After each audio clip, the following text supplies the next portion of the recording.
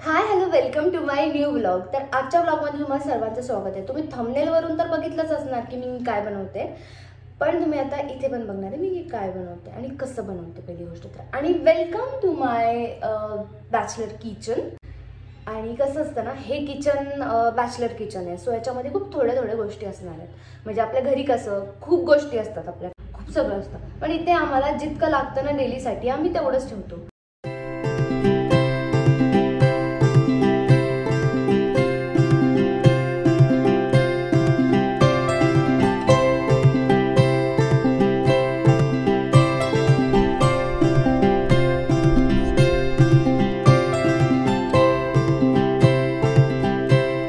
आपण आता रेसिपीकडे वळूया। तर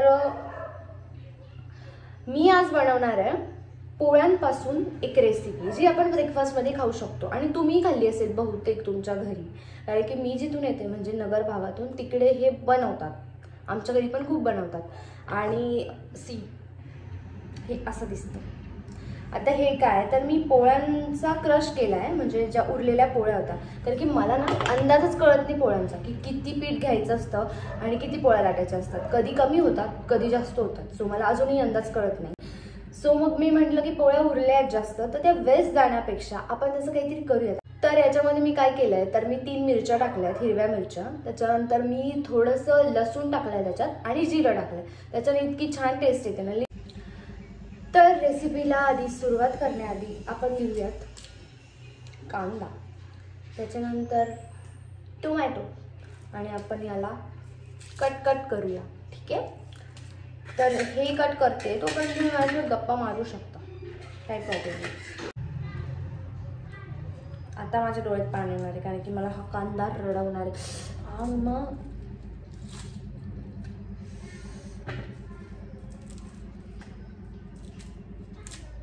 एका मुलीला तुम्हाला असं वाटतं मुलं रडवतात, नाही, मुलीला फक्त कांदा रडवू शकतो।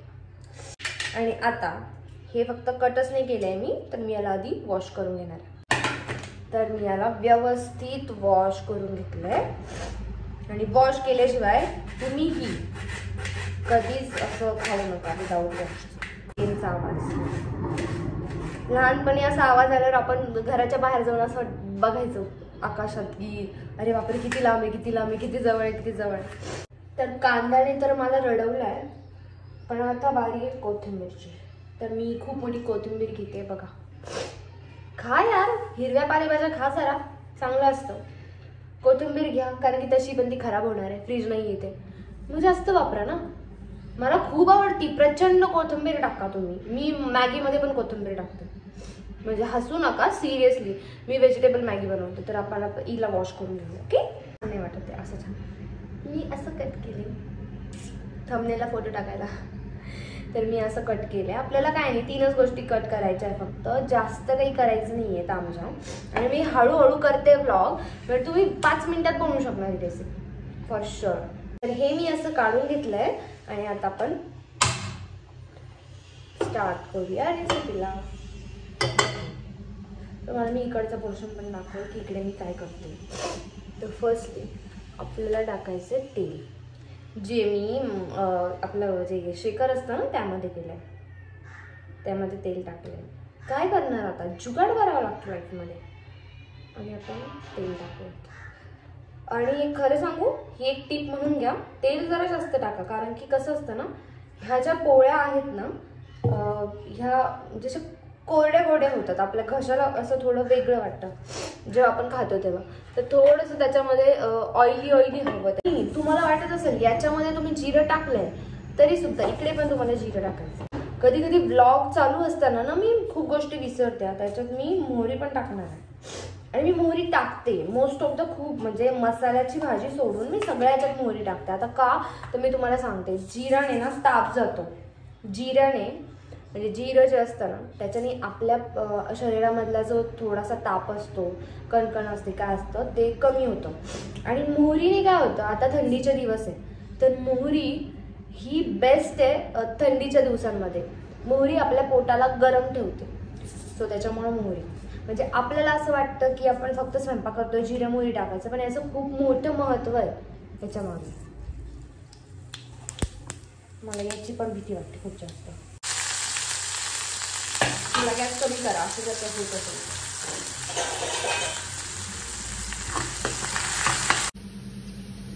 तर सी असं सगळं आहे ते. ही कोथिंबीर आणि आपला कांदा आता होतोय. आपण याला थोडंसं मिक्स मिक्स मिक्स मिक्स करूया. तर मी तुम्हाला एक जुगाड सांगते. जर आपल्याला कांदा लवकर शिजवायचा असेल, आपल्याला घाई असेल, तर काय करायचं, कांद्यामध्ये मीठ टाकायचं थोडं. आणि मी ते ऑलमोस्ट टाकलंय, बट ते मी ब्लॉगमध्ये दाखवलं. तर मीठ टाकल्याने काय होतं, आपला कांदा लवकर शिजतो. म्हणजे तुम्ही पटकन भाजी बनवून तुम्ही तुमच्या कामाला जाऊ शकता. आणि कांद्यासोबतच मी काय करते, फक्त एवढीशी कोथिंबीर आणि टाकते. का सांगते, तेलामध्ये पण म्हणजे तेलामध्ये पण तिचा असा स्मेल राहतो आणि त्याच्यानंतर आपण वरतून तर टाकतो. मी माझी आजी खूपच छान स्वयंपाक बनवते, खूपच छान. म्हणजे खरं सांगायचं म्हटलं तर मम्मी पण एवढा छान स्वयंपाक बनवत नाही, तेवढं माझी आजी बनवते. आणि ही रेसिपी तिचीच आहे, तिच्याकडूनच मी शिकले.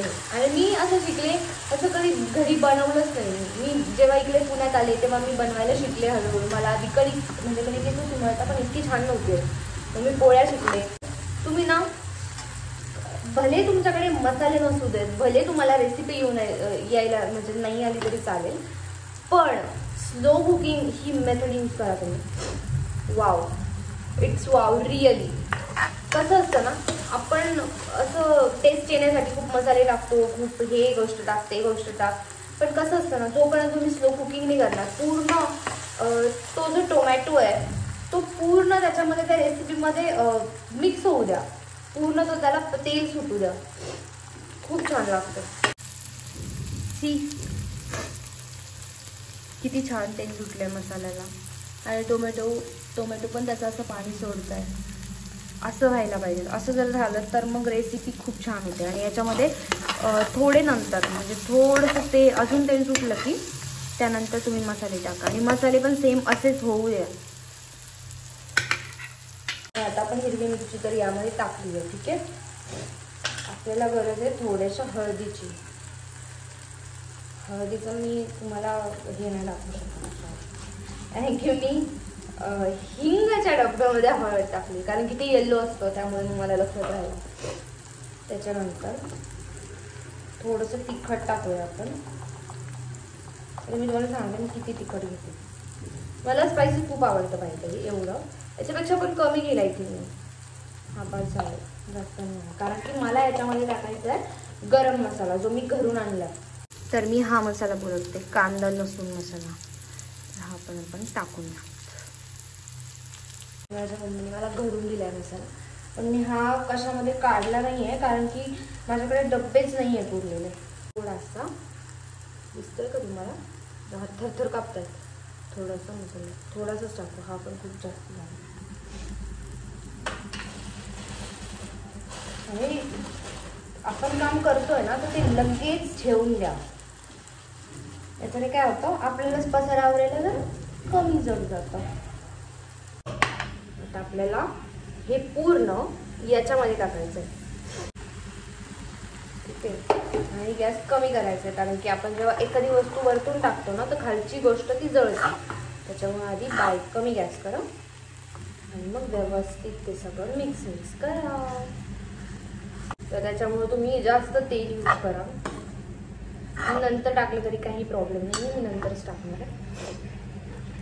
तर मी याच्यामध्ये टाकते तेल. See my jugaad bottle. अरे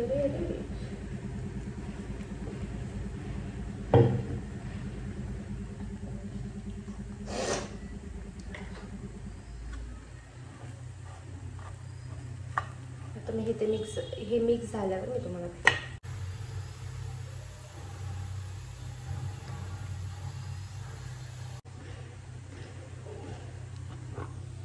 तुम्हाला बघायची रेसिपी कशी झाली.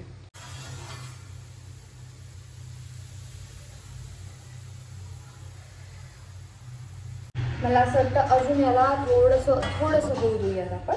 तोपर्यंत तुम्हाला मी याची स्टोरी सांगते. मी हे फर्स्ट टाइम कधी बनवलं होतं. मी ना नुकताच असं स्वयंपाक शिकत होते, म्हणजे मी भाकरी बनवायला शिकले होते, छोटीशी भाकरी बनवायला शिकले होते, मला पोहे यायचे आणि सगळ्यात पहिले मला यायचं काय बोलतो आपलं बटाट्याची भाजी. म्हणजे ऑलमोस्ट सगळ्याच मुली पहिल्यांदा बटाट्याची भाजी शिकतात आणि मी पण ते शिकले आणि मी बनवली पण.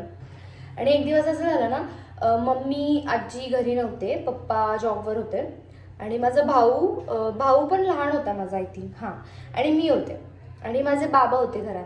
आणि माझ्या बाबांना हे खूप आवडतं, म्हणजे मी जेवढं बघितलंय तेवढं त्यांना ना खूप आवडतं, हा नाश्ता खूप आवडतो त्यांना. तर मग मला त्यांना इम्प्रेस करायचं होतं, कारण की आम्हाला त्यांच्याकडून पैसे घ्यायचे होते चॉकलेटसाठी. तर आणि मी शिकत होते, तर मी विचार केला की आपण करूयात. तर मी मस्त मिक्सर वगैरे लावलं, हे सगळं क्रश करत होते. तर बाबा रे नको करू, हे नको करू, तू काही झालं ना, लहान आहे तू, असं नको करू. मी म्हणलं नाही मी करते काही प्रॉब्लेम नाही. आणि माझा भाऊ माझ्या मागं पुढे, दीदी काय करू. तो म्हणजे मी जेव्हा पण किचनमध्ये गेले लहानपणी तेव्हा तो माझ्यासोबत असायचाच. दीदी काहीतरी स्पेशल बनवणं, वाटलंच तर भांडी मी घासतो. तेव्हा मी माझ्या बाबांना फर्स्ट टाइम हे बनवून दिलं होतं. आणि तेव्हा तर मी त्याच्यामध्ये मिरच्या पण क्रश नव्हत्या केल्या, मिरच्या मी हाताने कट केल्या होत्या आणि मग त्यामध्ये टाकलं होतं आणि माझ्या बाबाला खूप आवडलं होतं. मी काही जरी बनवलं तरी कोणी ना कोणी असं बोलतं की यार याच्यात हे कमी आहे, त्याच्यात ते कमी आहे, पण माझे बाबा कधीच बोलत नाही. त्यांनी कच्च्या पोळ्यात पण खाल्ल्यात माझ्या आणि हे सुद्धा त्यांनी खाल्लंय. सो बाबांची मी खूप लाडकी आहे आणि त्यांना खूप आवडतं. ही माझी मेमोरी अशी आहे की मी त्यांच्यासाठी हे बनवलं होतं फर्स्ट टाइम, खूप लहान होते तेव्हा. आणि मी आत्ता बनवते, आत्ता तर मी प्रो झाले स्वयंपाकात. आणि आत्ता मी त्यांना घरी जरी गेले ना तरी त्यांना हवं ते, म्हणजे त्यांना जे आवडतं मी ते बनवून खाऊ घालते. माझ्या भावाला पण, मला खूप आवडतो स्वयंपाक बनवायला आणि खाऊ घालायला स्पेशली. कारण की आपण जेव्हा काहीतरी कोणासाठी स्पेशली बनवतो आणि ते आपल्याला सांगता की वाव किती छान झालंय, खूप मस्त झालंय, म्हणजे मला असं वाटतं आपण पैशानी मदत करू शकतो माणसांची. कधी कधी आपण त्यांच्यासोबत असून पण मदत करू शकतो त्यांची, म्हणजे फक्त आपलं असणं त्यांची मदत असते. पण मला असं वाटतं आपण बनवलेली एखादी गोष्ट, आपल्या हाताने बनवलेली गोष्ट त्यांनी भरपेट खाल्ली ना, त्याच्यामध्ये जे सुख आहे ना ते कधीच कशामध्ये नाही. आणि मला खूप आवडतं कोणी जर माझ्या हाताचं असं जेवण जेवलं तर. त्याच्यासाठी केलं होतं अट्टाहास. अशी ती माझी रेसिपी आता रेडी झाली आहे आणि मी त्याला खूप भारी गार्निशिंग केली आहे. पडायला नको, हे थंबनेलसाठी मी केलं. ओके, तर आपण आता हे खाऊयात, टेस्ट करूयात आणि कसं झालं मी तुम्हाला सांगते. आणि जर तुम्हाला माझा हा रेसिपीवाला ब्लॉग आवडला असेल तर तुम्हाला पण माहिती आहे काय करायचं आहे, लाईक करायचं आहे, शेअर करायचं आहे आणि सबस्क्राईब करायचं आहे. सबस्क्राईब करा, प्लीज करा. ओके, मग मी तुमच्यासाठी अशा नवनवीन रेसिपीज तुमच्यासाठी घेऊन येईल. हो, तुम्ही माझा ब्लॉग इथपर्यंत बघितलात, तुम्ही मला इतकं प्रेम देता, तुम्ही मला सबस्क्राईब करतात, तुम्ही माझ्या प्रत्येक इन्स्टाच्या व्हिडिओला लाईक करतात, यूट्यूबच्या व्हिडिओला लाईक करता, छान छान कॉमेंट करता, त्यासाठी मनापासून धन्यवाद. खूप थँक्यू. मी खूप मोठी नाही आहे, बट तुम्ही जे माझ्यासाठी करता त्याच्याने मला खूप भारी वाटतं. Thank you so much. Bye bye.